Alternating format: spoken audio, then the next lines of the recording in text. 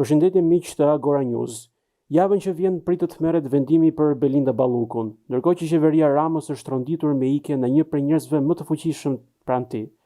Sinjale alarmante vijnë nga Gjermania dhe SBA-ja, apo vjen fakt fundi për Edi Ramën? Qëndroni me ne për të parë më shumë për detajet që do të sjellim bashkë me analistin Fatmir Markoçi. Ju përshëndes zoti Markoçi. Përshëndetje. Atëherë nisim me pyetjen e parë. Javën që vjen pritet të merret vendimi i madh për Ballukun. A do të lëshoj Edi Rama në kuvent dhe sa gjasa ka që SPAK ta arrestoj? Balluku është një pandehur, tashmë se nuk është më ase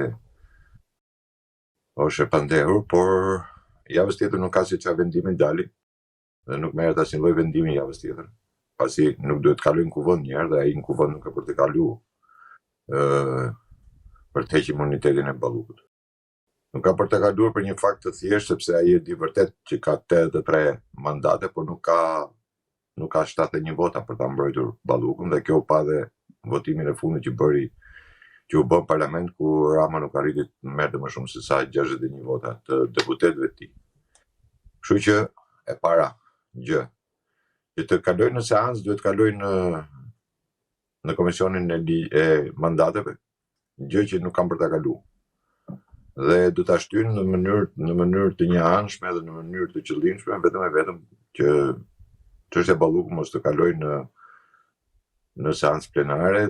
Preteksti duhet të jetë shumë i thjeshtë, sepse ka dhe një kërkesë ankese në gjykatë apelit, ku zonja Balluku Belinda ka bërë ankesën dhe gjykata e apelit ka marrë vendim vetëm për pasaportën, ndërsa për sa i përket pezullimit ajo e ka lënë pezull atë vendim derisa të merret një vendim i gjykatës kushtetuese, ai vendim që u mor për të mos marrë vendim. Kështu që do jetë loja tashmë me gjykatën e apelit.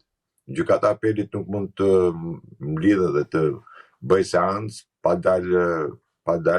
pa u zbardhur, domethënë vendimi i gjykatës kushtetuese. Kjo është loja që do bëjë Rama.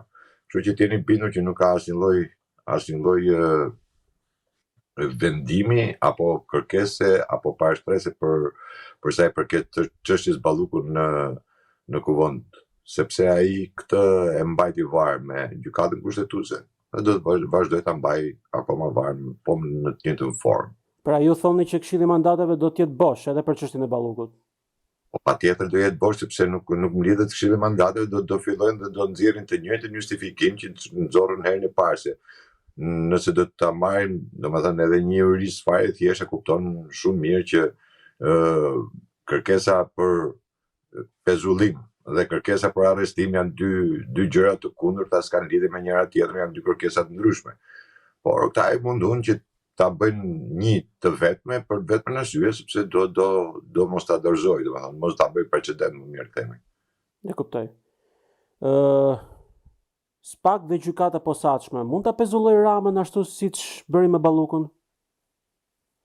Pikërisht këtë kërkon Rama, që mos ta kthejë në precedent, pra që një SPAK ose GKK-ja mos të japi një vendim të tillë, ose mos pranoj kërkesën e SPAK-ut, mos ta meratoj kërkesën e SPAK-ut për pezullimin e Ramës nga detyra apo çdo antar të qeverisë Ramës. Kështu që prandaj u thash që është çështje precedenti, që nuk ka lidhje fare, domethënë me jurisprudencën apo me atë se a ka të drejtë apo s'ka të drejtë. Këtu ai nuk do ta përdori tashmë, do të përdori parlamentin, kam thënë që do ta përdori parlamentin si një barrikadë mbrojtëse, mur mbrojtës, kështu SPAK-ut. Prandaj dhe ai nxorri atë teorinë e famshme Republika Prokurorëve. Jo më kot e bëri atë e hodhi në treg, se një jurisprudencë nuk gjifet fare, por nuk di në një vend tjetër të botës që mund të ekzistojë një Republikë Prokurorësh. Dhe ai e bëri pikërisht për të kundërvulur politikës Amerikës dhe së fundi edhe politikës europiane, e cila edhe Europa tashmë e ka lëshuar Ramën, nuk është më në qasjen e Europës së Rama. Rama ka rrëshqit tashmë, nuk është i lëshuar, nuk ka më. Nuk ka rëndësi për Europën, por ama ka rëndësi për drejtësinë.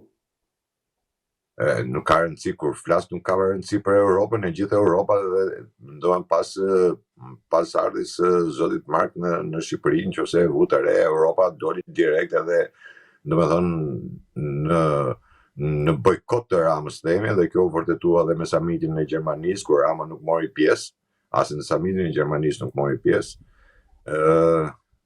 Nëse në samitin e parë, para një viti, nëse ju kujtohet, në samitin e Gjermanisë, Rama nuk pati asnjë lloj kontakti me në atë samit merrte pjesë dhe Trumpi madje. Nuk pati asnjë lloj kontakti. Në samitin e Gjermanisë të ky i si vjeçmi, Rama nuk shkoi fare, po dërgoi këtë ballën. Apo Spiro Palin, gjëra që nuk kanë vlerë, nuk kanë pesë, sepse Rama në gjitha takimet ndërkombëtare ka qenë vetë, në qoftë edhe ato që i kanë përketur ministrit e jashtëm, pra ka luajtur rolin e ministrit të jashtëm, ministrit kryeministrit apo dhe presidentin. Kështu që u bë një vit që Rama nuk ka më kontakte me Shtetet e Bashkuara të Amerikës. Dhe tashmë së fundi, si duket, tash pas ardhjes të zotit Mark, si duket edhe Europa e mori sinjalin dhe nuk e mirë pret më Ramën.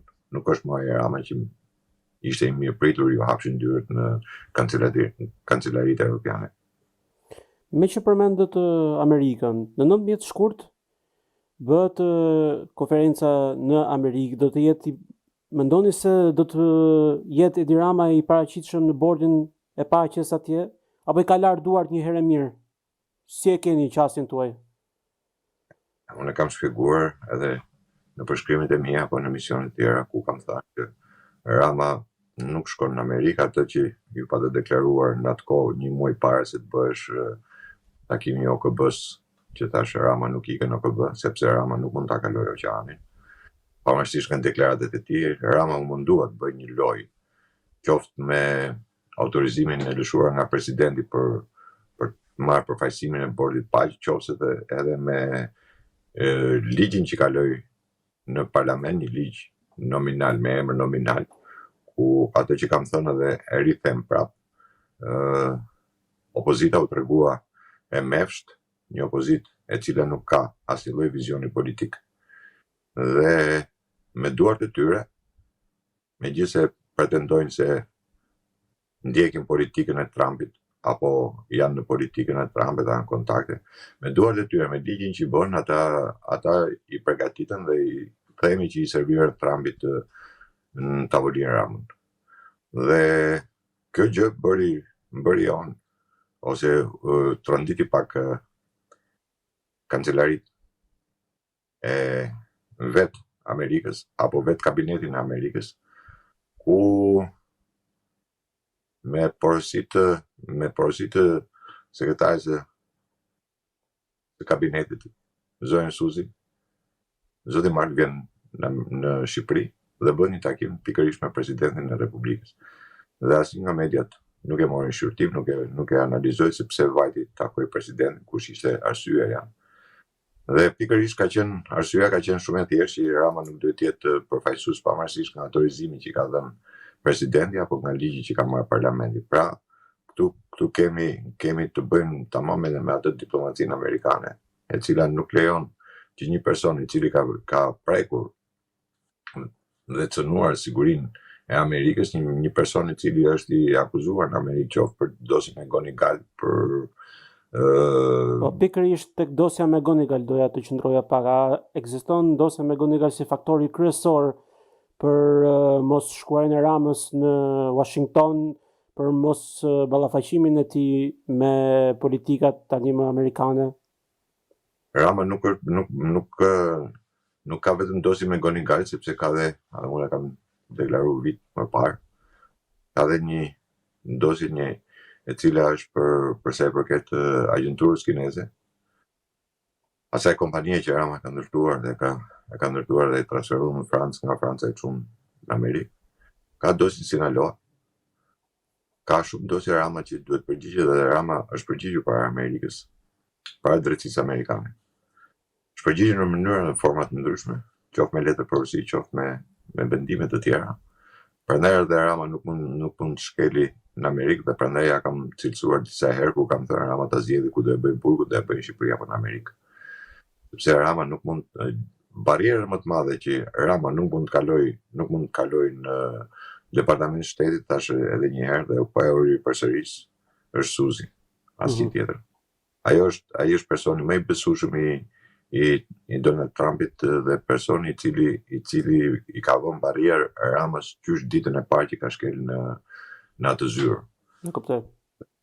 Qysh në takimet e para, qoftë edhe kur u bë katedralja, qoftë kur janë bërë takimet që samitet që janë bërë për NATO-n, ku megjithëse Shqipëria u vendos që të jetë vendi organizator në 2027-ën, Trumpi ishte aty dhe as syt nuk i hodhi Ramës si kryeministri që i një vendi që do ishte organizatori i 2027-s. Ignorim total, domethënë. Në mënyrë absolute Rama është i bllokuar totalisht, Rama është i akuzuar në Amerikë dhe Rama ka një akuzë në Amerikë. Kështu që Rama, nëse shkon në Amerikë, unë kam thënë sot e një vit para, Rama nëse shkon në Amerikë, Rama duhet presi bilet vetëm vajtje, jo me kthim. E kuptoj. Kthemi pak nga Amerika në Shqipëri. Flasim pak për ikjen e Agaçit dhe Mirlindën nga Akshi. Rrezikon Rama në fakt që me Angel Agashin ti rrezikohet posti i tij si kryeministër, pasi Agashi di shumë për të. Agaçi ka 13 vjet, ashtu siç Rama kanë hyrë në një kohë, kanë hyrë në një zyrë. Agashi normal që din shumë, po Agaçi ka bërë formalisht, ka dhënë dorëheqjen. Agaçi ka një muaj që ka ikë. Nuk është këtu. Agaçi formal nuk di pse e nxorri sot, domethënë këtë lloj lajmi, sepse Agaçi ka një muaj që ka ikë nga Shqipëria, nuk është fare. Dhe qysh nga momenti kur Agaçi doli nga Spaku, nga ai moment Agaçi u zhduk iku. Sepse Agaçi tek e fundit tash duhet ta kuptojmë drejt që është një person i cili ka qenë dhe e di shumë mirë çfarë do të thotë akuza, di shumë mirë çfarë do të thotë dosja. Kështu që në këtë kontekst Agaçi e ka kuptuar mjaft mirë se çfarë rrezikohet.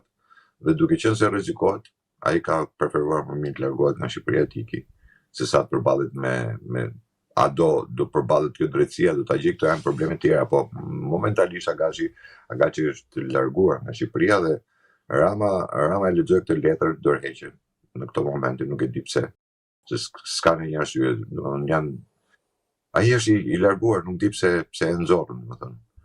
A e nxorën si lajm për të tërhequr vëmendjen nga veprimet të tjera, se Rama e ka këtë problem që nga një skandal kalon në një skandal tjetër për të mbuluar një skandal, bën një skandal më të madh. Pra ju thoni që tjetër vend fle lepuri. Po, patjetër që tjetër vend fle lepuri. Fle lepuri tek ajo frika që Rama ka për Spakun. Frika që Rama ka për Spakun. Dhe ta kuptojmë drejt që Rama ka një frikë totale për sa i përket Spakut dhe të gjithë veprimet që po bën. Ajo mundua, tash edhe herë. Dhe jo më kot Rama kërkoi të bënte atë ligjin nominal për sa i përket Ballkan, asaj në Amerikë që të Donald Trumpit të paqes. Bordi paqes. Dhe kërkoi të merrte një mandat, themi, të merrte një siguri dhe çdo veprim që do ju bënte dhe Rama ta përdorte politikisht gjën, se këta fatkeqësia ndodh në Shqipëri që të gjithë ato vjedhjet, korrupsionin, domethënë krimin, drogën, nëse kapen të gjithë i përdorin politikisht dhe të gjithë thonë që jemi të burgosur politik ose na burgosin politikisht ose na bëjnë politikisht.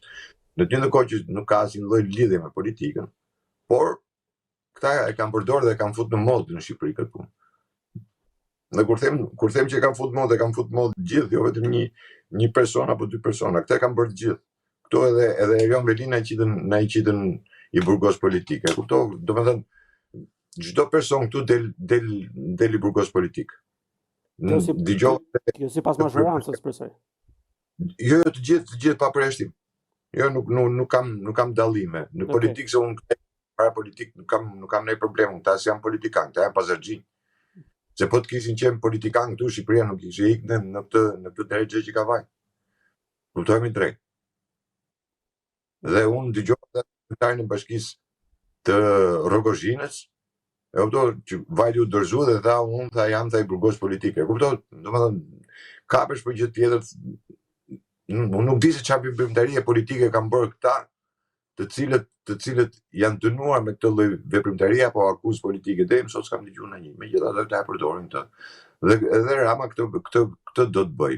Do të bëj atë pjesën që nesër çado që ti ndodhi si kryeministri i vendit, si njeriu që kishte bërë reformat dhe harron atë pjesën tjetër që është njeriu më i lidhur me Sorosin, në të njëjtën kohë që Sorosi është shpall organizatë terroriste nga Trumpi.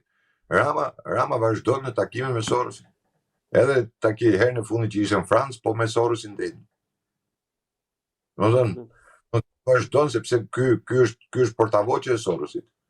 Dhe Shqipëria fatkeqësisht, duam apo s'duam ne, Shqipëria është guacka e Sorosit. Këtu e gjithë politika është përlyer në Soros.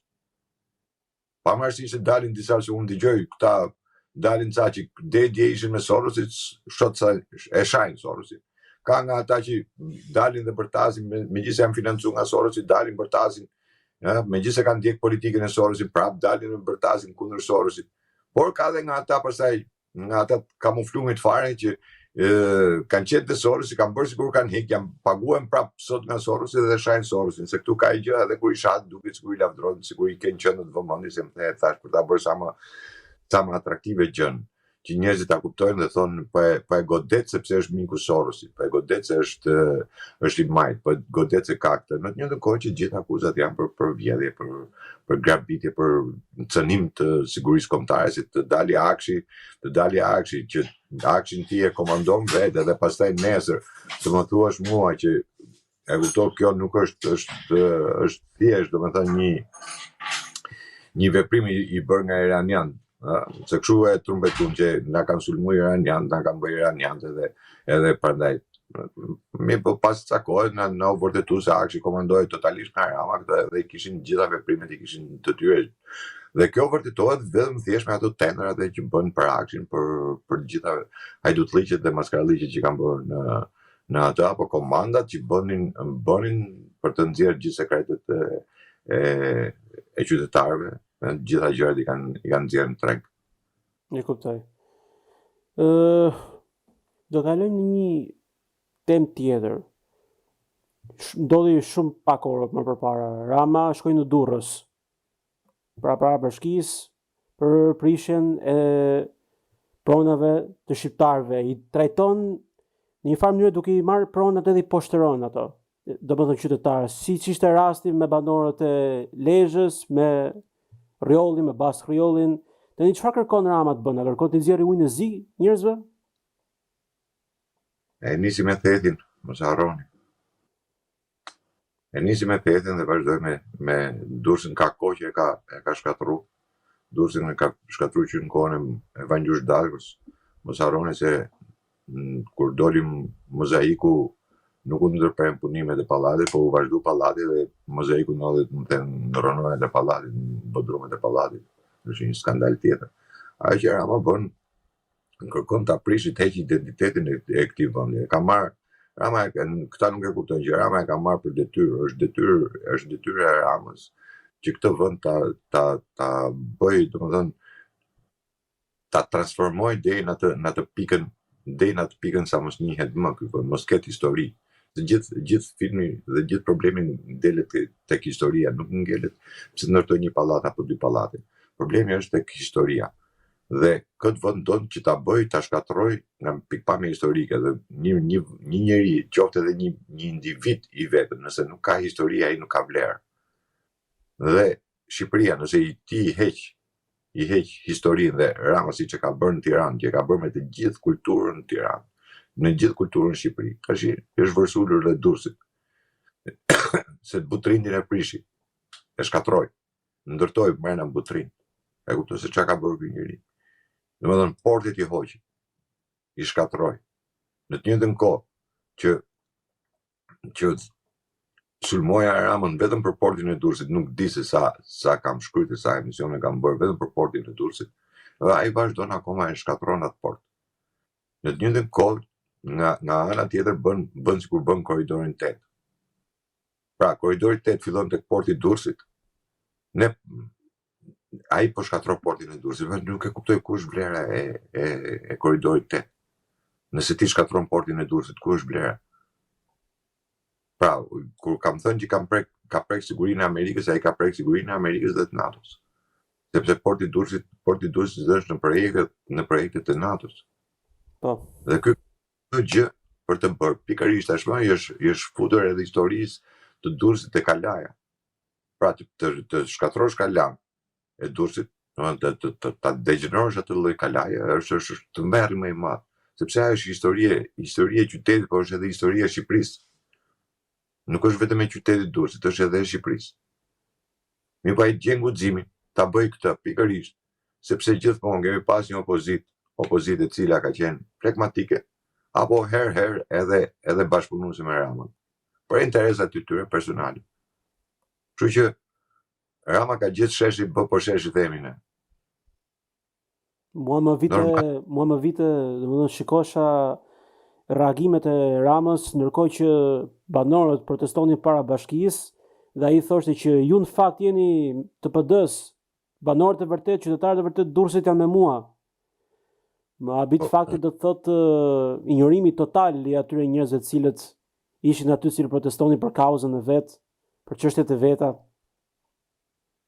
Problemi është se ndjenja e protestës në Shqipëri është shuar dhe ajo që është më e keqja në Shqipëri është se ne nuk kemi shoqërizimin e shoqërisë. Pra çka do të thotë që halli i atyre që ju prishin shtëpi duhet të jetë edhe halli të tjerëve, të bëhet pjesë të tjerëve, të bashkohet gjithë qytetaria, apo ky vend duke mos pasur sindikata, duke qenë një vend që gjithmonë ngrihet partia, për çdo gjë kërkohet ke partia dhe çdo gjë duhet ta zgjidhë partia, dhe Rama prandaj thotë atë shprehjen që ju jeni të PD-s, pra nuk jeni popull, jeni parti. Jetojmë neve në një pseudokomunizëm? Jo, ne jemi në mafia shtet, nuk jemi në pseudokomunizëm. Rama ka ndërtuar mafian shtet.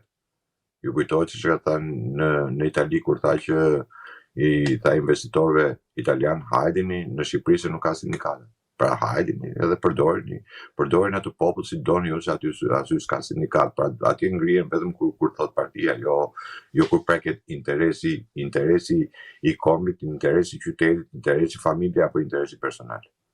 Kështu që Rama prandaj luan me këtë. Por më vjen keq që reagimi nuk duhet të ishte ai reagim. Unë them drejtën, nuk duhet të ishte ai reagim. Duhet të ishte një reagim tjetër, por me sa duket terrori shtetëror që Rama ka vendosur në Shqipëri bën punën e vet. Për ta përmbyllur, kur mendoni ju që do t'i vi fundi Ramës? Atëherë, unë nuk mendoj se Ramës do t'i vi fundi. Unë jam nga ata që e kam deklaruar dhe që ndroj besnik asaj që kam thënë që Ramës i ka ardhur fundi.